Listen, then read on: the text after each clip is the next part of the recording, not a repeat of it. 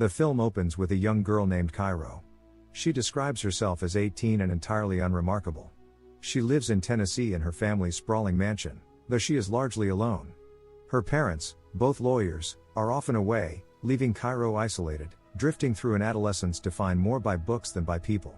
Literature is her constant companion, her self-declared solace in solitude, and it is through this lens that she sees the world. Her solitude makes her sharp and restless, and that sharpness emerges when she enters a new creative writing class.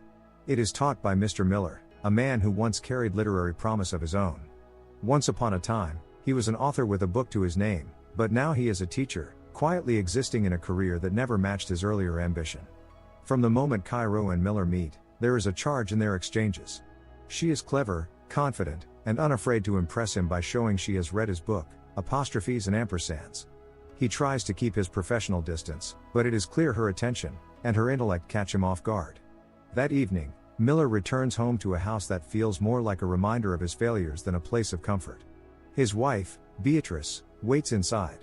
She is everything Miller once hoped to be, a celebrated writer whose books have earned recognition and praise, accomplishments that cast a long shadow over his modest teaching career. Their marriage lacks affection, an arrangement held together by habit rather than warmth. Conversation between them is brittle, every word loaded with unspoken resentment. Beatrice's disdain is quiet but cutting, as she resents that Miller never became the writer he once promised he would be. For him, every reminder of her success deepens the hollow ache of his own sense of inadequacy.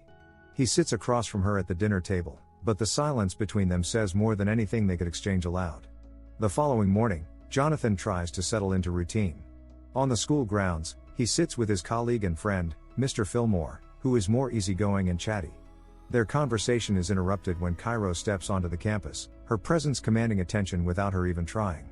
She approaches, greeting them both, but her eyes linger on Miller with an intensity that unsettles him.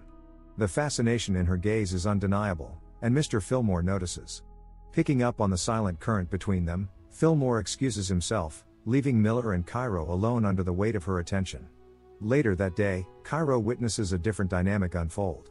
Her friend Winnie, more brash and playful, is seen leaning toward Mr. Fillmore, teasing and flirting with him as she makes her case to be let into his physics class.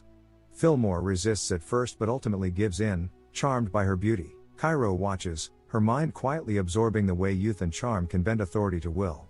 After school, Cairo and Winnie retreat to Cairo's bedroom. The space is filled with books and the trappings of Cairo's inner world. Lying across the bed, Winnie talks candidly about power. She tells Cairo they should make use of their youth, that they are at the height of their beauty, and in this moment they can make men give them anything they desire. Her words are playful but pointed, and Cairo listens intently, the idea sparking something inside her. When Winnie leaves, the room feels different. Cairo picks up books, not the classics she usually clings to, but ones filled with ideas about seduction, eye contact, and the art of flirting. She studies them with the same intensity she gives to literature, as if preparing herself for a performance. The next day in class, Cairo puts theory into practice.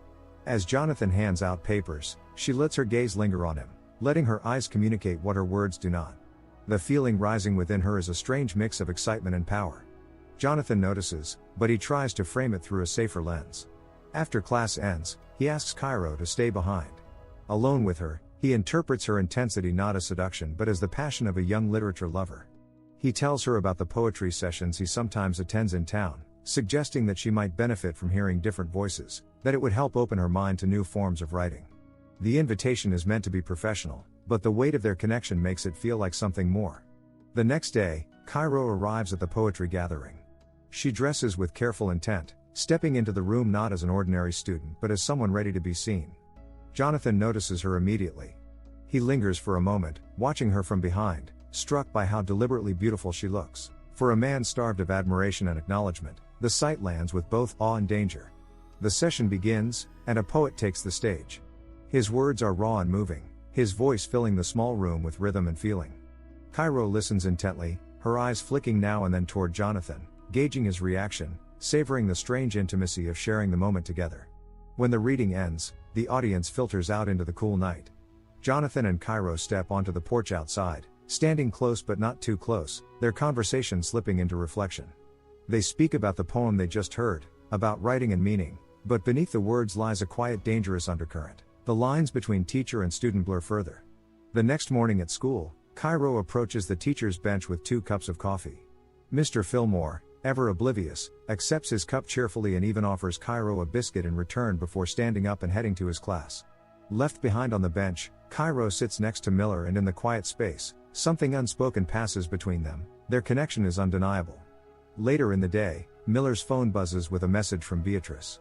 She asks if he will be available for a weekend getaway, clearly attempting to repair something in their fragile marriage, or at least to distract them both from its emptiness.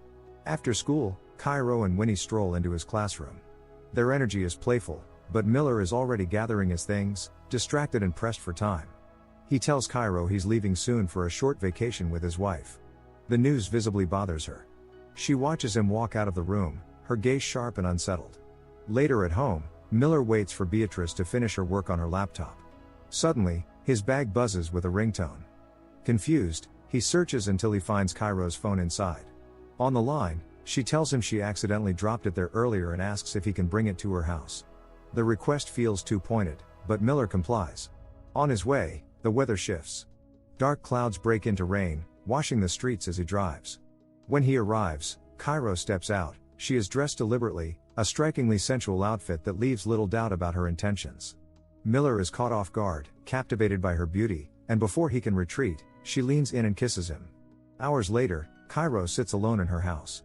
The silence presses around her as she replays the kiss in her mind, her obsession deepening.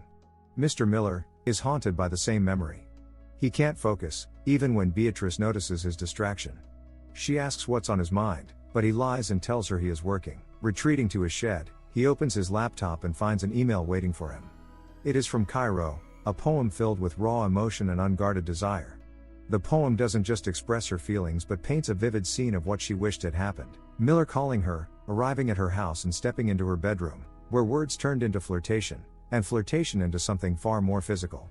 Reading it, Miller feels both guilty and aroused. The words work on him like a spell, and in his solitude, he gives in to the desire it stirs. The next day, Cairo takes the wooded path on her way to school, moving through the trees like she is caught in her own world. At school, Miller pulls her aside. His tone is firm, almost desperate, as he tells her the email was inappropriate. He pleads with her to behave like any other student. But Cairo refuses, her intensity unshaken. She tells him plainly that she is in love with him. Miller, panicked, resorts to threats, warning her that if she continues, he will fail her in his class, but his words only provoke her anger. Cairo's composure hardens as she turns the tables. She threatens to tell the school board that he sent her the inappropriate email.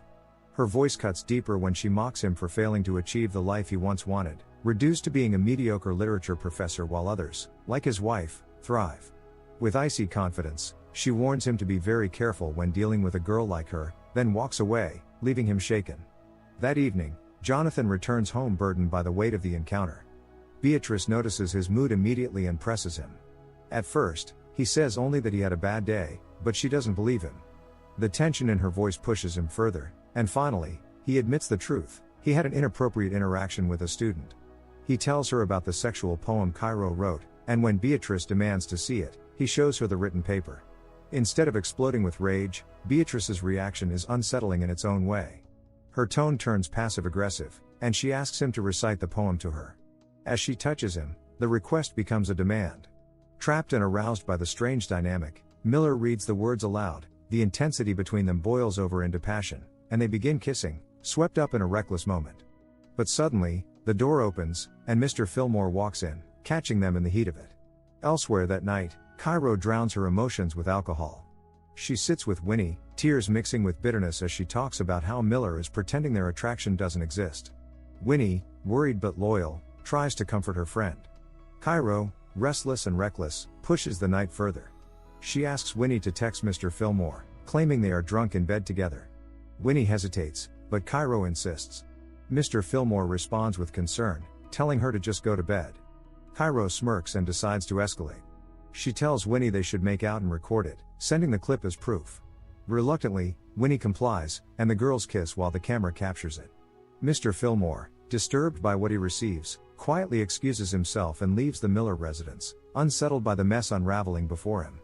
Later, Miller's phone rings again, this time with a call from the school's vice principal. Her voice is stern, informing Miller that the administration has received evidence of inappropriate interactions between him and Cairo. Panic floods Jonathan as he realizes how far this has spiraled.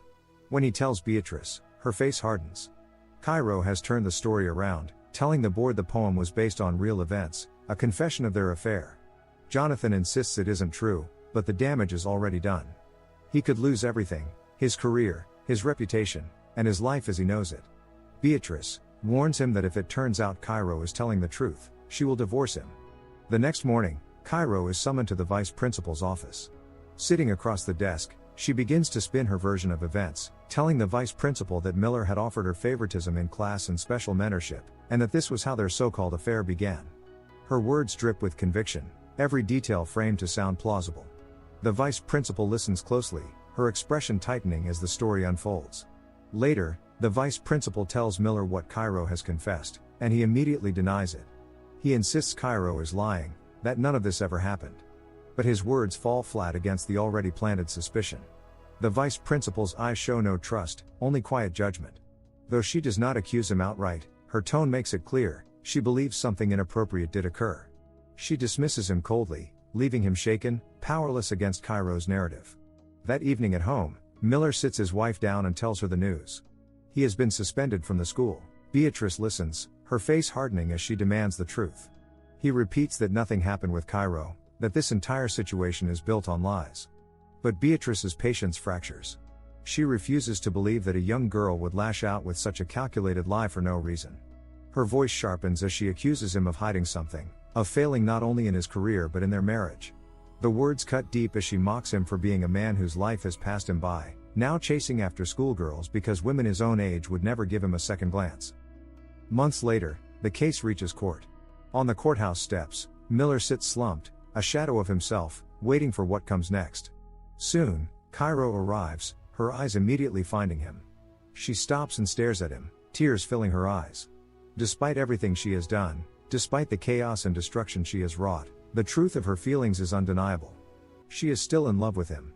Her heart breaks to see him so diminished and defeated. For a moment, the world falls silent around them, and all that exists is her longing and his ruin, the tragic result of a bond that should never have been formed. Make sure to like, comment and subscribe for more notifications. Until next time. See you soon.